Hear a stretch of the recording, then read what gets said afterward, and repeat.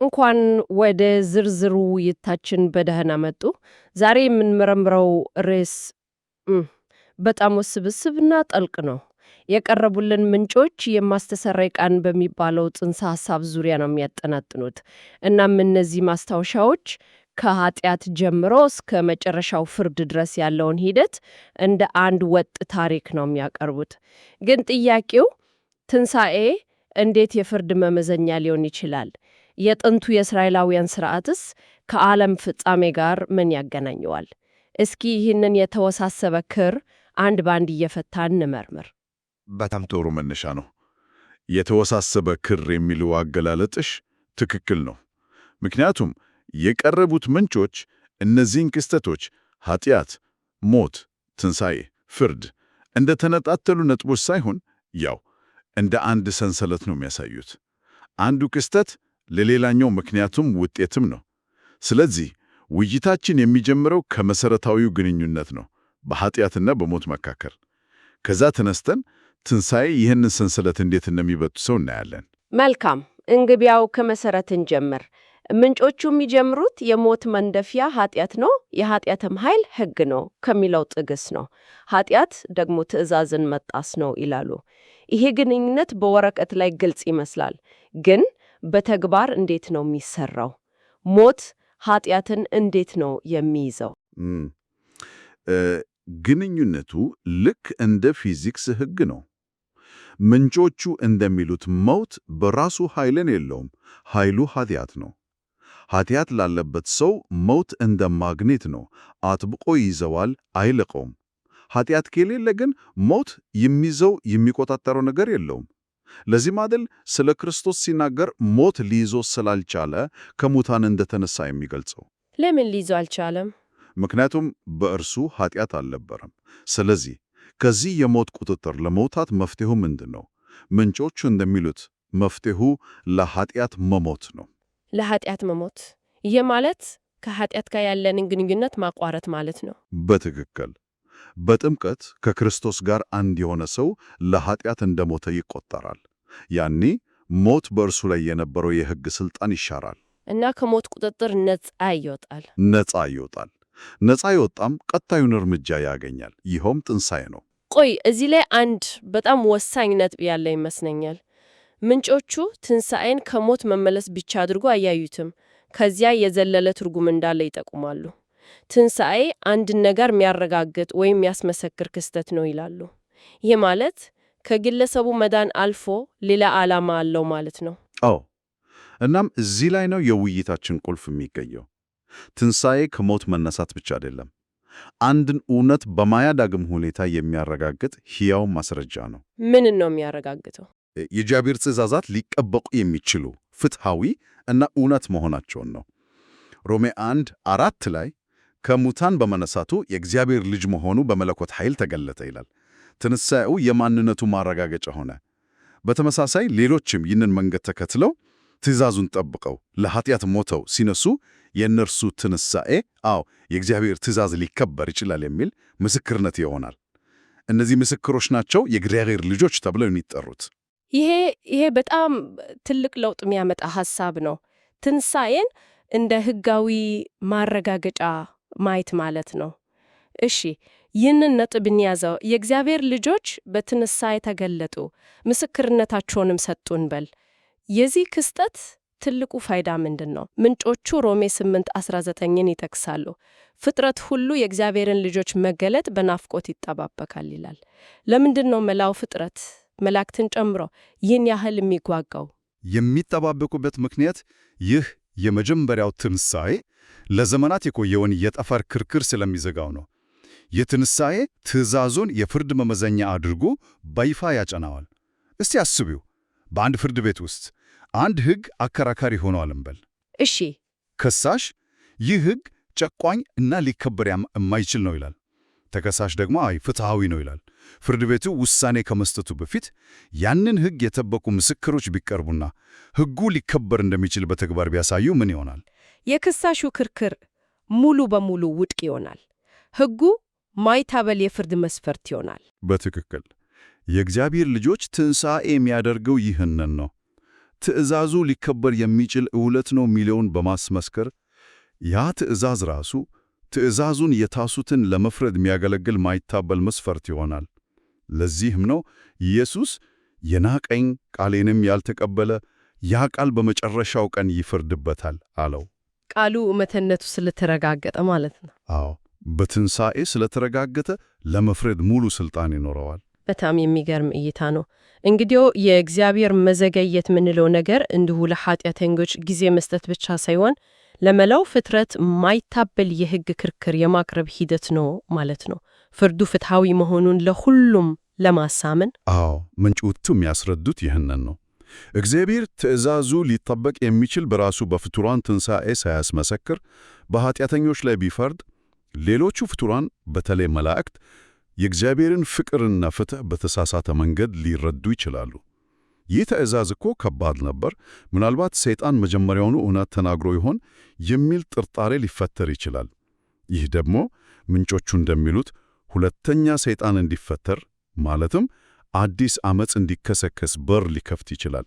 ሁለተኛ ሰይጣን፣ ይህ በጣም አስደንጋጭ ሐሳብ ነው። ስለዚህ የመጀመሪያው ትንሣኤ የእግዚአብሔር ፍርድ ፍትሐዊ መሆኑን ለመላው ፍጥረት የሚያረጋግጥና ጥርጣሬን ለአንዴና ለመጨረሻ ጊዜ የሚያስወግድ ክስተት ነው። ይህም የሚያሳየው የእግዚአብሔር ዋነኛ አሳሳቢ ጉዳይ የፍርዱን የመጨረሻ መሆኑን ማረጋገጥ ነው። ማንም ዳግመኛ የፍርዱን ትክክለኛነት ጥያቄ ውስጥ እንዳያስገባ ማድረግ። የእነዚህ ቅዱሳን ትንሣኤ የዚህ ማረጋገጫ ቁልፍ ከሆነ የትንሣኤው ጊዜ መቼ ነው የሚለው ጥያቄ ወሳኝ ይሆናል። ምንጮቹ ይህን ትንሣኤ የሚቀሰቅሰው ምንድነው ይላሉ? ሁሉም ነገር የተያያዘ ነው። ምንጮቹ እንደሚሉት እግዚአብሔር የትእዛዙን እውነተኝነት ለማረጋገጥ የሚያስፈልገውን የምስክሮች ቁጥር ወስኗል። እነዚህ ምስክሮች እስከ ሞት ድረስ በመታመን ትእዛዙን የመሰከሩ ሰማያት ናቸው። ስለዚህ የእግዚአብሔር መጠበቅ ከዚህ ጋር የተያያዘ ነው። በራእይ 6 ላይ በሰማይ ያሉ የሰማያት ነፍሳት ጌታ ሆይ እስከ መቼ አትፈርድም ብለው ሲጮኹ እናያለን። የተሰጣቸው መልስ ቁጥራችሁ እስኪሞላ ድረስ ጥቂት ጊዜ ታገሱ። እንግዲያው እግዚአብሔር የሚያስፈልገውን የምስክርነት መጠን የጠበቀ ነው ማለትም። ይህ ቁጥር ሲሞላስ ምን ይሆናል? ይህ ቁጥር ሲሞላ በቃ ሰማያዊ የጊዜ ቀመር ወደ ቀጣዩ ማረፍ ይሸጋገራል። የመጨረሻው መለከት ወይም በራእይ መጽሐፍ አገላለጽ 7ኛው መለከት ይነፋል። በመጨረሻው መለከት ሙታን ማይበሰብሱ ሆነው ይነሳሉ ተብሎ በግልጽ ተቀምጧል። ይህ መለከት ሲነፋ እነዚህ ምስክርነታቸውን ያጠናቀቁ ሰማያት ከሞት ይነሳሉ። ይህ ነው የመጀመሪያው ትንሣኤ የሚባለው። እሺ፣ እንግዲህ ሂደቱ ግልጽ ሆነ። የሰማዕታት ቁጥር ሞላ፣ መለከት ተነፋ፣ የመጀመሪያው ትንሣኤ ተፈጸመ፣ የፍርድ መስፈርትም ጸና። አሁን ወደ ዋናው ርዕሳችን እንምጣ፣ የማስተሰሪያ ቀን። ይህ ጽንሰ ሐሳብ ከዚህ ሁሉ ጋር እንዴት ይገናኛል? ማስተሰሪያ የሚለው ቃል ራሱ ማንጻት ወይም ማካካስ የሚል ትርጉም አለው። ይህ ከፍርድ ጋር እንዴት ይዛመዳል? በጣም ጥሩ ጥያቄ ነው። የመጀመሪያው ትንሣኤ የፍርድን መሠረት ካጸና በኋላ የማስተሰሪያ ቀን የፍርዱን አፈጻጸም ነው። እናም የኃጢአትን ችግር ከፍጥረት ሁሉ ስር መሠረቱ ነቅሎ የማጥፋት ሂደት ነው። ይህ የሚሆነው እንዴት ነው? ፍጡራን በሙሉ ጻድቃንም ሆኑ አመፀኞች፣ መላእክትም ሳይቀሩ የእግዚአብሔርን ፍቅርና ፍትሕ ያለምንም ጥርጣሬ ሲገነዘቡ ነው። ምንጮቹ ይህንን ለማስረዳት በብሉይ ኪዳን የማስተሰሪያ ቀን ሥርዓት እና በአዲስ ኪዳን የራእይ መጽሐፍ ክስተቶች መካከል ያለውን ተመሳሳይነት ይጠቀማሉ። ቆይ፣ ይሄ ማለት በዘሌዋውያን መጽሐፍ ውስጥ ያለው የጥንታዊ ሥርዓት ከዕጣኑና ከሁለቱ ፍየሎች ጋር በእውነቱ ለዓለም ፍጻሜ ዝርዝር ስክሪፕት ወይም ሰማያዊ ካርታ ነው እያልን ነው? በትክክል። ዝም ብለው ምሳሌ ብቻ አይደለም፣ ቀጥተኛ ሰማያዊ ካርታ ነው። የእያንዳንዷ የሥርዓቱ ክፍል በመጨረሻው ዘመን የሚፈጸም እውነተኛና ግዙፍ ክስተትን ያመለክታል። እስኪ አንድ በአንድ እንያቸው። 4 ዋና ዋና ደረጃዎች አሉ። የመጀመሪያው የዕጣን መሥዋዕት ነው። በዘሌዋውያን ሊቀ ካህኑ ወደ ቅድስተ ቅዱሳን ከመግባቱ በፊት የእግዚአብሔርን ዙፋን ያለበትን ቦታ በዕጣን ጢስ ይሸፍነዋሉ። ይህ በራእይ 8 ላይ ከ7ኛው ማኅተም መከፈት ጋር በቀጥታ ይዛመዳል። ስለዚህ ዕጣኑ አንዱ የሥርዓት ምልክት ብቻ አይደለም፣ የቅዱሳን ጸሎት የመጨረሻውን የፍርድ ሂደት በይፋ የሚያስጀምር ቀስቃሽ ነው ማለት ነው። ይሄ በጣም ኃይል ያለው ምስል ነው። ከዚህ የሰማይ ንጽሕና ቀጥሎ ያለው ሁለተኛው እርምጃ ምንድን ነው? ሁለተኛው ደረጃ ለመቅደሱ ማስተስረይ ነው። በጥንቱ ሥርዓት ይህ በምድር ላይ ያለው መቅደስ መንጻትን ያመለከታል። በራእይ ላይ ደግሞ ይህ መላዋ ምድርን ከኃጢአት የማንጻት ምሳሌ ሆኖ ይቀርባል። ይህም በምድር ላይ ከሚፈሱት ሰባቱ የመቅሰፍቶች ወይም ሰባቱ የቁጣ ጽዋዎች ጋር ይዛመዳል። በዚህ ጊዜ ከሞት የተነሱት ሰማያት ከኢየሱስ ጋር በአየር ላይ ሆነው ይህንን ሂደት ይመለከታሉ። ምድር ከኃጢአት ርኩሰት እየጸዳች ነው። እሺ፣ ስለዚህ የመጀመሪያው እርምጃ ሰማያዊውን ዙፋን ያነጻል፣ ሁለተኛው ደግሞ ምድርን በመቅሰፍቶች ያነጻል። ስልታዊ የሆነ ከላይ ወደ ታች የሚወርድ የማንጻት ሂደት ይመስላል።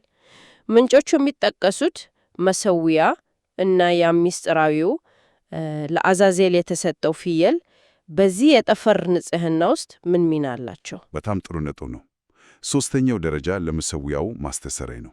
ምንጮቹ ይህ መሠዊያ በምሳሌያዊ ሁኔታ ሲኦልን ወይም የሙታንን ስፍራ እንደሚወክል ይጠቁማሉ። ይህም በራእይ 19 ላይ በአውሬው ሰራዊት ላይ በሚፈጸመው የመጨረሻ ፍርድ ይወከላል። ሰራዊቱ ወደ እሳት ባህር ሲጣል ማለት ነው። አዎ። የመጨረሻውና አራተኛው ደረጃ ደግሞ ለአዛዜል የተሰጠው ፍየል ነው። በብሉይ ኪዳን የሕዝቡ ኃጢአት በሙሉ በዚህ ፍየል ላይ ተጭኖ ወደ ምድረ በዳ ይሰደዳል። ይህ ደግሞ ሰይጣን የኃጢአት ሁሉ ምንጭ በጥልቅ ውስጥ ለ1000 ዓመት መታሰሩን ፍንቶ አድርጎ ያሳያል። ስለዚህ የእያንዳንዱ የሥርዓቱ ክፍል ከዕጣኑ ጀምሮ እስከ አዛዜል ፍየል ድረስ በመጨረሻው ዘመን ፍጻሜውን የሚያገኝ ትክክለኛ ክስተት አለው። ጥንታዊው ሥርዓት የመጨረሻውን ድራማ የሚገልጽ ስክሪፕት ነበር ማለት ነው። ይህ ሁሉ ሲሆን ግን የክስተቶቹ ቅደም ተከተል ትንሽ ግራም ያጋባ ይመስላል። ሰባተኛው ማህተም፣ ሰባቱ መለከቶች፣ ሰባቱ ጽዋዎች፣ ይህንን ቅደም ተከተል በቀላሉ ለመረዳት የሚያስችል መንገድ አለ? አዎ። እና ምንጮቹ ይህንን ለማስረዳት የሚጠቀሙበት መንገድ በጣም ግልጽ ነው። እንደ ራሻ አሻንጉሊቶች አስቢው። አንዱ በሌላ ውስጥ የተካተተ ነው። የራሻ አሻንጉሊቶች? እሺ፣ ይህንን ወጅዋለሁ። እስኪ በዚህ መንገድ አስረዳን። እሺ፣ ትልቁ አሻንጉሊት 7ቱ ማህተሞች ናቸው። 6ቱ ይከፈታሉ። 7ኛውን ማህተም ስትከፍቺ ግን በውስጡ ሌላ 7 ትንሽ አሻንጉሊቶችን ታገኛለሽ። እነዚህ 7ቱ መለከቶች ናቸው። አሃ። 7ቱ መለከቶች አንድ በአንድ መነፋት ይጀምራሉ። 7ኛው መለከት ሲነፋ ደግሞ በውስጡ የመጨረሻዎቹን 7 በጣም ትንሽ አሻንጉሊቶችን ታገኛለሽ። 7ቱ የቁጣ ጽዋዎች። በትክክል 7ቱ የቁጣ ጽዋዎች ወይም መቅሰፍቶች ናቸው። ስለዚህ የማስተስረይ ቀን የምንለው ታላቅ ሂደት የሚጀምረው ከ7ኛው ማኅተም ጋር በተያያዘው በዕጣኑ ነው። ከዚያም በ7ቱ መለከቶች ውስጥ ያልፋል። ፍጻሜውንም ያገኘው 7ቱ ጽዋዎች ሲደፉ ነው። ያው በጣም ግልጽ አረገው። ስለዚህ አንዱ ምዕራፍ ሌላኛውን ይወልዳል። በዚህም ምክንያት ነው ምንጮቹ ናፓርጃል የመለከት በዓልና ቴሶክ ጆይል የማስተስረይ ቀን በቅርበት የተሳሰሩ ናቸው የሚሉት። መለከቶቹ የማስተስረዩን ሂደት ያስጀምራሉ። በትክክል የቀረቡት ምንጮች ከዚያ አንጻር የተተነተኑ ይመስላሉ። የመለከት በዓል የማስተስረይ ቀን መግቢያው ነው። አንዱ ወደ ሌላኛው ይመራ። በጣም ግልጽ ነው። እሺ፣ እንግዲህ ዛሬ የተጓዝንበት መንገድ አስደናቂ ነው። ከኃጢአትና ከሞት ቁርኝት ጀምረን ትንሣኤ እንዴት ከሞት መነሳት ብቻ ሳይሆን ለመላው ፍጥረት የሚቀርብ የጽድቅ ማረጋገጫ ሆኖ ለፍርድ መሠረት እንደሚጥል ተመልክተናል። ከዚያም የጥንቱ የማስተስረይ ቀን ሥርዓት እንዴት የመጨረሻውን የንጽሕና ሂደት በዝርዝር እንደሚያሳይ አይተናል። ከኃጢአት እስከ ፍርድ ድረስ ያለው ጉዞ በዘፈቀደ ሳይሆን በጥንቃቄ በተቀመረ ሰማያዊ የጊዜ ቀመር የሚመራ መሆኑን ተረድተናል። ለማሰላሰል አንድ የመጨረሻ ሐሳብ ልተው። ምንጮቹ አንድ በጣም አስገራሚ ምስል ይሳላሉ። ከሞት የተነሱት ሰማዕታት በምድር ላይ 7ቱ መቅሰፍቶች ሲወርዱ እነርሱ ከኢየሱስ ጋር በአየር ላይ ሆነው ይህንን ይመለከታሉ። በኋላም ምድሩን ሊገዙ ከሰማይ ሰራዊት ጋር አብረው እንደሚመለሱ ይጠቁማሉ። ይህ ለአድማጭ የሚከተለውን ጥያቄ ያስነሳል።